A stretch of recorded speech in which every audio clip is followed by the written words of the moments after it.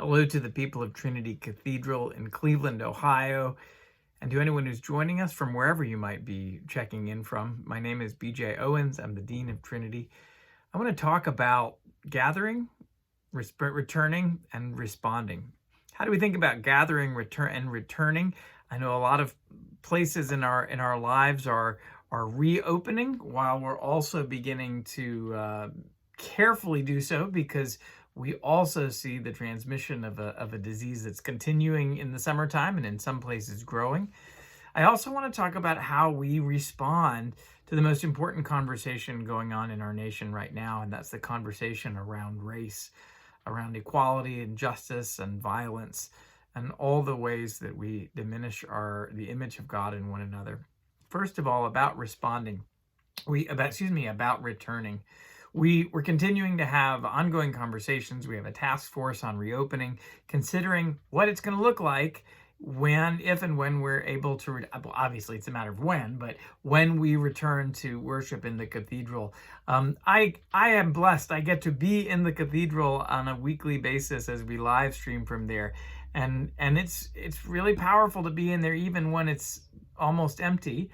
But it's really hard to be in it when it's empty without people.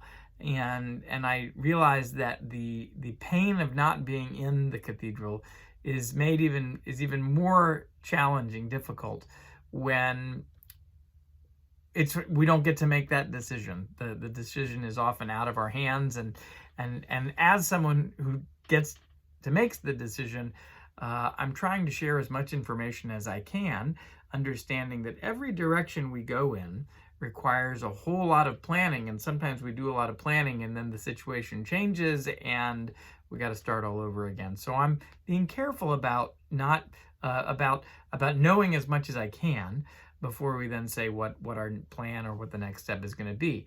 So that said, I'm excited to say we do have a next step, and that we're going to gather outdoor for worship. In about a week's time. We are planning to meet across the street from Trinity on Sunday, July 5th at 10 a.m. We're going to celebrate morning prayer.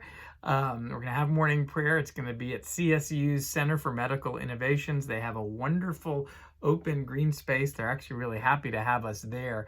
We'll mostly park at Trinity. You can walk a block over, carefully, of course. There'll be handicap parking and drop-off available. We're going to ask people to bring lawn chairs and blankets. We're going to insist that everybody wears masks.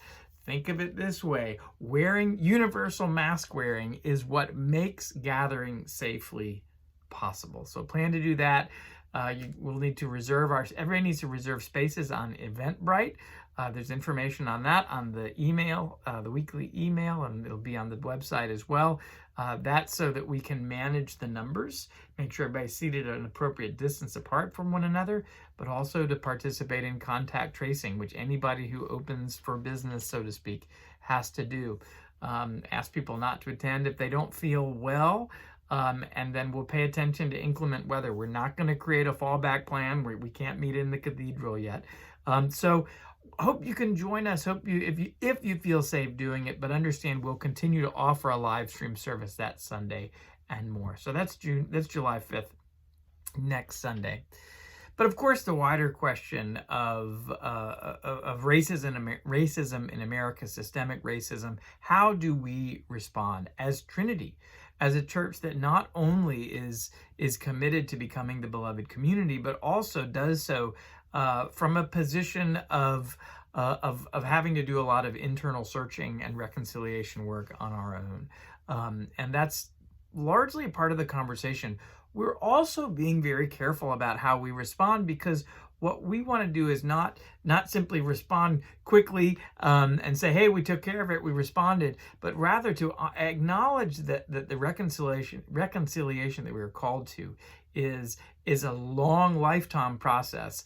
That doesn't mean we don't take it on. Rather, it means, how do we build a response so that we as our congregation, but also those beyond our congregation, can enter into a space of meaningful dialogue, repentance, and ultimately healing. So we're talking about deeper conversations that we might have. We're talking about partnering with certainly local groups, but also looking at the possibility of racial equity training, continued anti-racism work, bringing in guests who can help to lead and partner with a conversation that helps us to grow in the image of God, growing and seeing one another in the image of God. And in some ways, like the response that we're having to think about in terms of how we reopen, which every piece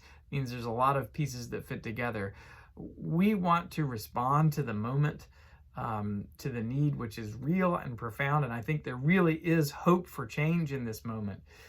We want to do so in a way that is productive and has long-term impacts on our own hearts, but also on the impact of the lives in our city, in our neighborhood, in our community, and all around us. So keep Trinity, keep us in your prayers as we consider what that means.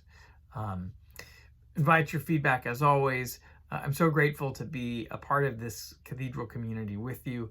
Blessings to each and every one of you, and continue to hold one another, our community, our church, our diocese, our nation, our world in your prayers.